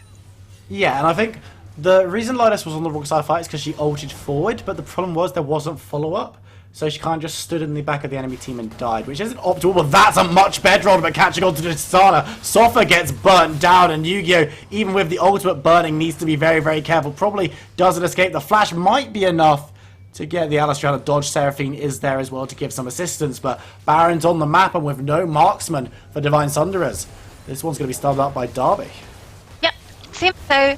But look, on the other hand, Cho'Gath is going up in the bot lane, trying to take those towers, and was in a very similar situation than in the last game, in which Derby was trying to get the Baron, but at the same time they were attacked on by a split person. The tower, I mean, the wave is not with Cho'Gath in this time around. He'd have to wait quite a long time in order to get the tower. Well, he's in it. In any case, we've got here Davi trying to push forward in top lane, and I mean, I'm liking what Annie is doing so far, like trying to split push, but I think she will have been needed in the first team fight. This is where I pull out my one bit of high-level analysis that I bring out every time certain champions are in the game. Baron buff doesn't give adaptive damage. It gives both AD and AP. Do you know who loves both AD and AP? Kai'Sa! Elisabetta is going to be hitting like a truck because she can utilize both sources of damage. I've said that line so many times. It's good analysis though. And Elisabetta, already a monster, going to be doing even more. But, speaking of, in the bot side, Sofa has a massive advantage in terms of farming. Can we get a quick toggle on gold, please, Mr. Producer? Look at that. 800 gold in the lead. Elisabetta was terrifying in that last fight. Able to do so much work when Lioness gets the catch out, but Sofa are going to be exceptionally terrifying in her own right. I mean, she is. I think she's shining a lot more this game. This time around, let's see if they can protect the tower. I mean, Divine Cinders have got a team comp that is just so destructive towards towers. Like, it's like towers are made of paper, and not because of the Viego bag that happened not too long ago. Those towers really are made of paper, to be fair. When Viego gets unlimited stacks on Dark Seal, whew, what all it takes. When he was able to just one-shot towers, like, hey, there's tower, now there isn't. So, going back to the game where Viego present, next objective, I mean, quite a while until both of them spawn. The next one will be Dragon, but there's a minute to go, and both teams are already roaming around the zone. They don't want to let it go. They got the Scuttlecraft there. Vision is important, remember that. A team fight coming up, potentially, but there's 1 minute to go, so the entire Davi team has the time to go back there and fight. Yeah, it's definitely a decent time to reset now. They will be able to catch out Ivern, who's going to be forced to flash away. Won't be able to get the kill, but the resource is burnt. Now Derby want to set themselves up a little bit better than the last time they fought over this objective, because last time it didn't go so well for them. Subsequent team fight was much better. Software going to be chased away, and Yu-Gi-Oh is the one who's going to be caught out once again. The Unbreakable will run through, and the ultimate from Elisabetta, and she's going to be headbutted away. Teleport coming into the tri-bushes. Catgo on the other side of the fight. Damage coming down onto Asta, who will be taken out by Elisabetta on the Kai'Sa. Meanwhile, Catgo is just looking to keep members at bay. Scarlet pleases. Scarlet dead right now. Chased away. Sofa trying to get away as much as possible. Double kill on the other side of the fight as Cho'Gath was felled, and that's the ace. Going over to Derby's Pajama Guardians. They don't lose a single member and will pick themselves up a dragon.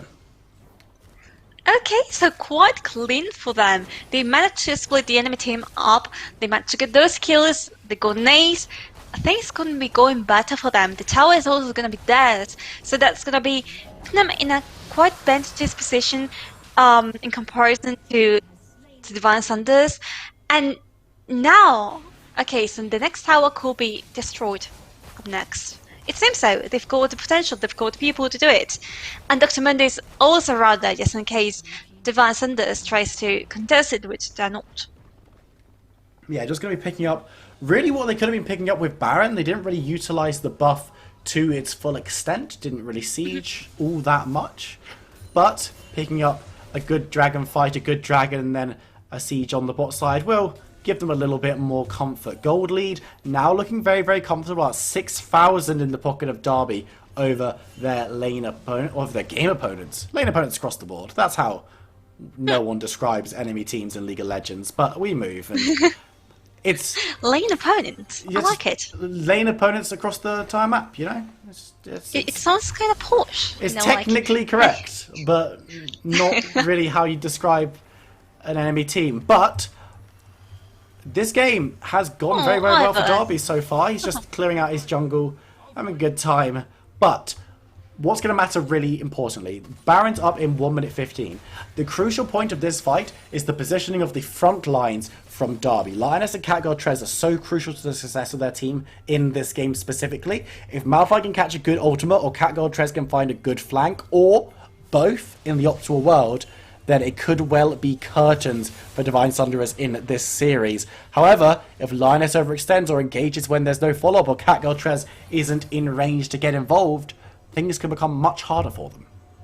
Yeah, now the thing is, Davi isn't afraid to keep on like pushing the limits, and they weren't afraid to close last game. So you can't really leave them to their own devices. You cannot leave them to get, a team fight and just wait, okay, next time we'll get them, because they can destroy you, yes, with those seconds of advantage. So let's see if they can do it this time around. Look at it, because just, piling up and dupling. Annie Banani actually going to be melted through, goes below half health as Eliodora gets this black shield up, so no one's hit, but the Seraphine ultimate Cho'Gath is eaten herself and going to be forced to back away. Yu-Gi-Oh! Goes back in, the egg is down and could be felled. It will be. It's going to be Seraphine picking up that one. Her soft jumps into the raid looking for Catgirl Trez. So much damage coming out of the Cracker's Lair, but the Mundo too speedy. Eliodora gets the root down as the fight continues. It's all in bushes now. Ivan's making this one so difficult. Catgirl Trez and Lioness will be forced to back away. Lioness goes down, and it's just the Mundo who will escape. That team fight was very messy, but that's how Divine Thunderers like it as they pick up the win here. And potentially the Baron, because, true, they didn't have Sofa, they didn't have Cho'Gath, but the Baron's like kind of free right now.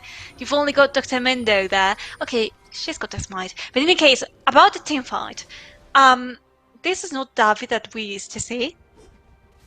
It has been quite messy, as you said. And honestly, I don't know what happened there. I'd like to watch it again, to watch a replay possible, because it was kind of crazy. In any case, it's not defined for the game itself. Like, they still got time. Davi is already in the Rift again. Malphite, who's just like, okay, yeah, nah, he's in the Rift again. So, I want to see what happens now, because things have gone so heated. Yeah, things have changed a lot with that last team fight. The gold lead's still pretty good for Derby, but the last team fight showed that, as you said earlier, they maybe don't have all the answers to the composition that has been built by Divine Thunderers this time. And that's the crucial change in this game, is that Divine Thunderers have a very clear game plan and they're playing to it, and it's going not necessarily perfectly well, but it's making opportunities when they are playing at their optimum, when they're having these glowing moments. It really shines. And now they've put themselves in a decent position to try and get this dragon in 50 seconds time, 45, and they need to stop this one from going down. Derby are going to be able to pick up Soul if they can secure this one, and all 10 members of the map will be in attendance this time around, because it's a very crucial objective. Everyone's invited to this party. And now let's see if they actually dance or not. Seems like it. At least Divine Thunderers are looking forward to extend their hand and invite the enemy team to dance. But Davi's a little more cautious. And careful here with engage, but not much is going to be going on. Yeah, Catgirl Trez trying to force forward, but Mundo's not the best at just forcing through chokes, and needs to look for a little bit more of a flank when we're going to have the most success, but we'll be trying to get onto Annie Banani.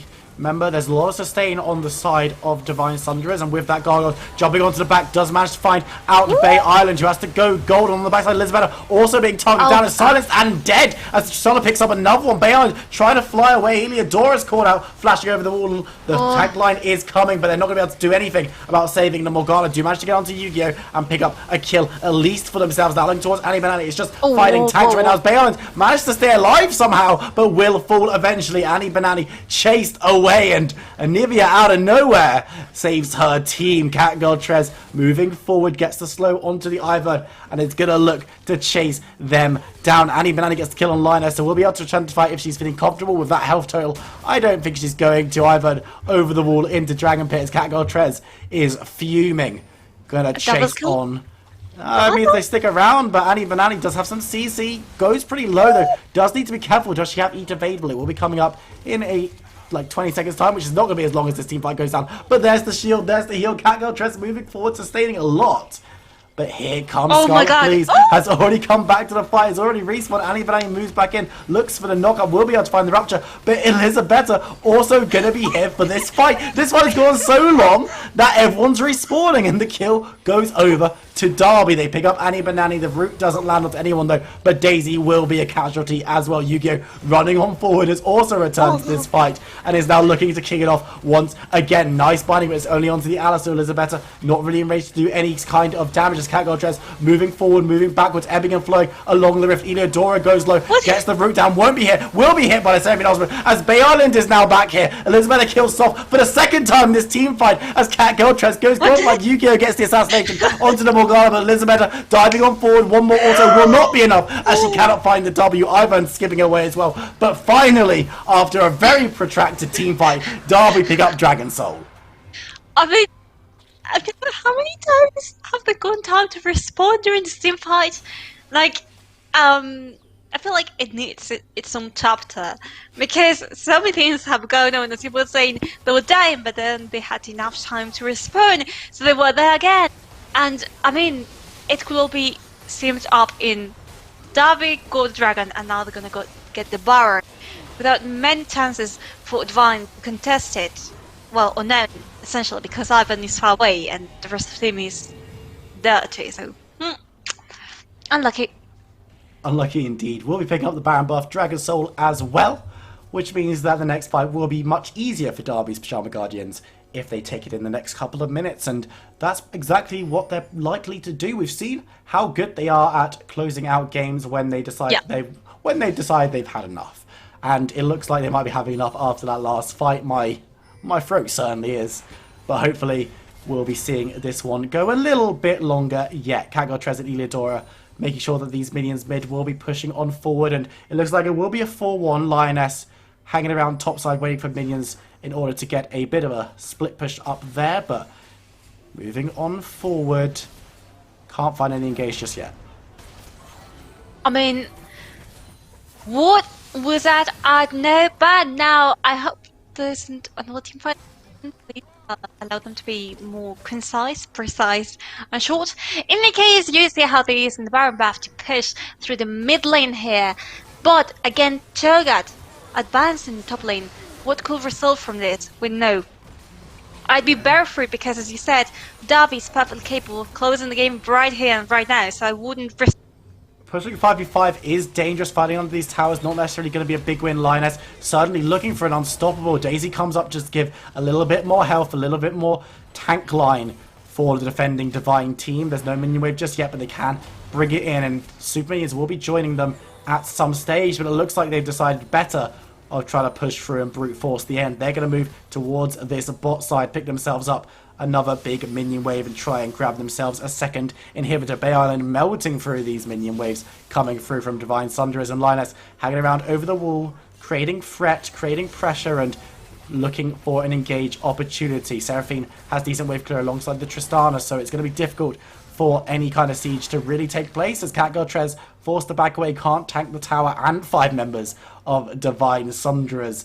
Be interested to see which team decides to pull the trigger to try and end out this siege and end out this play as minion waves brought in. As Super Minions mid, remember, so they are going to be causing pressure. The Seraphine ultimate goes wide, doesn't hit anyone.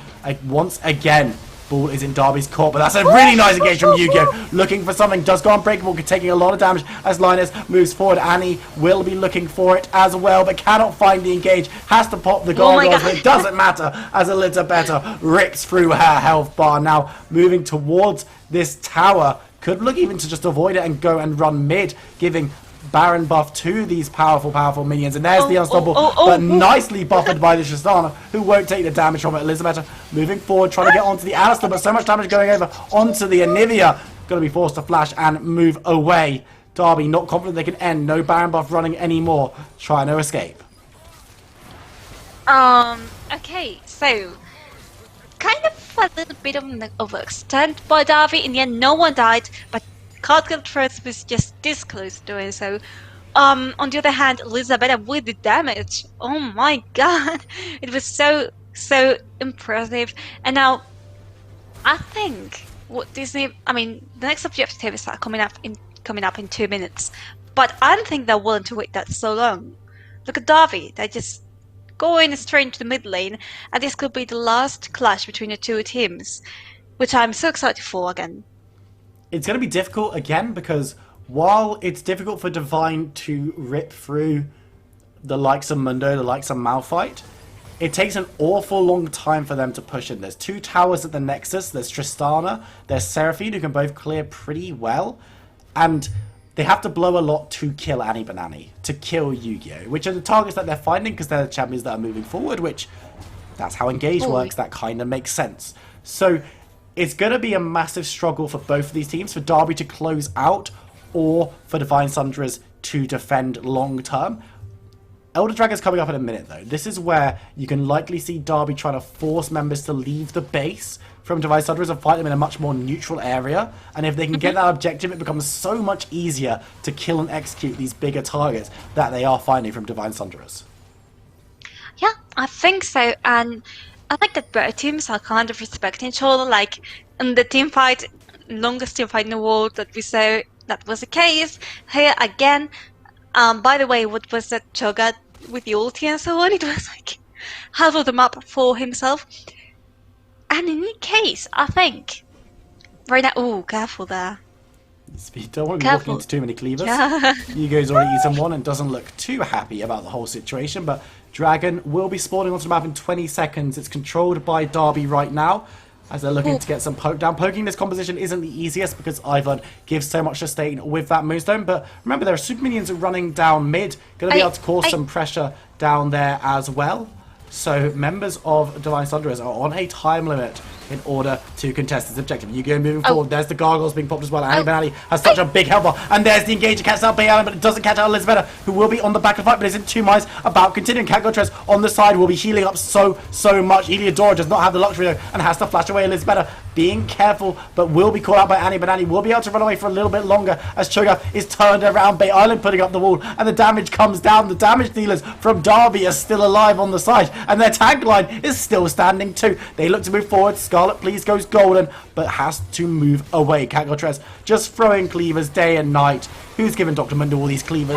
That's what I want to know as the re-engage comes through from Yu-Gi-Oh! Catgotres will only find the cleaver onto Daisy as Yu-Gi-Oh! Looking for something, can't find any damage and will get stunned up herself. Roots follow through, damage follows down, and the towers in the base, they're going down. Scarlet please will get the kill onto the Anivian Stoffer. Now diving through, looking for the cleanup. We'll find another one onto Elizabeth, and the damage dealers are all dead. But Sofa in a lot of trouble now with the tank line just bundling onto her. We'll be able to get the kill. Chip Mew cannot do anything as Linus stands strong on the back line as well. That is the ace, and no towers left on the base, but Troll inhibs will stop the minions from backdooring the game. I mean, how long until they've got around 20 seconds? And even then, it's already in the rift again, but it's just a Cho'Gath versus this incredibly scary Dr. Mundo, accompanied by Morgana. And honestly, I'm going to try and take it. She's going to do her best, but Catgotres is on the Nexus, and here comes Linus. That's a huge Cho'Gath, but I don't think it's going to be enough. I don't think anyone's going to be spawning up in time. Yugo has turned up, but the Cho'Gath's moved away. Annie Benet trying to get one last kill, but it's not going to matter as both taglines will take pieces out of each other. But the Nexus explodes, and ladies and gentlemen, Derby's Pajama Guardians are your new champions. Oh my god. So this has been so amazing, so thrilling. Divine Sunderers fighting until the last breath. In the end, they couldn't do it, but I think we got to give them that incredible applause for playing so well, and especially for improving the gameplay so much throughout these 3 games. And Davi, of course, congratulations, you're the winners. Absolutely. Divine Sunderers will touch on very quickly because obviously Derby are the champions, but Divine Sunderers improvement throughout the game. The drafts were consistently improving. The gameplay looked good. Yep. First game, they looked very strong. Second game coming up against Derby was questionable. They didn't set themselves up too well for success, and then they struggled in the game. But this time around, they looked really on form. They were at tempo with Derby for long periods of that game, and in the end, a couple of team fights just lasted a little bit too long. One over-aggressive step here, one misstep there, and that was all it took Derby to open up and deliver the finishing blow. But 2 seasons in a row for Derby now as champions, and I was going to say it's a dynasty built already, but they are losing a couple of key members moving towards the next season. So, hey, maybe it's an opportunity for someone else to win for a change. I mean, it could be, or it could be a case of these kind of teams that no matter what roster they've got, they keep on winning. I want to congratulate Elisabetta and Lidora for the incredible split they've gotten, and last split too. Good luck in the future, and of course, to both teams, you've played wonderfully. You make this so worthy, and keep on doing what you do, please, because it's just amazing. Yeah, it's really great to see from loads of teams in this tournament how well the teams have been playing, and even the teams that have just been built for this season, for this split, where they haven't had it all that long. Remember, the women's league is only 5 weeks long. It's a much condensed league because of the smaller number of teams. But playing together for 5 weeks and the improvement that we've seen from a lot of teams is really, really good. So it's definitely going to be exciting to come back next season and see if any players are going to have moved on to new teams now. It's a unique situation where it's mixed university, so players can leave. Are Derby going to replace internally? Are they going to look for players from the university to go into that bot side? Are they going to bring in players from other teams to bring in? You saw how Chaos played in that first game. We saw how good Sofa was. Sofa on that Derby team. That's all I'm saying. Like, that could be really, really interesting. So, massive congratulations to Derby there. Definitely deserved winners. And to Divine Sunderers, there's always next season. It was very, very well played right up until the end. But that is going to be all we've got time for here with the Newell Women's Championship. Thank you so much for everyone to join us. Massive thank you from myself and Carmeline, from Phil behind the scenes, Joe and Shoot as well for being awesome talent roster as well. And of course, Geomancy, our product lead, even though she doesn't take my shouting at Carmeline and Phil as seriously as maybe I'd like. But massive thank you for everyone. Make sure to be tuning in to Newell as we go forward. There will be no more Women's League for the rest of the split, but there are plenty of other titles still going on for a couple of weeks, so make sure to stay with us. Thank you all so much for joining us, and we'll see you later. See you.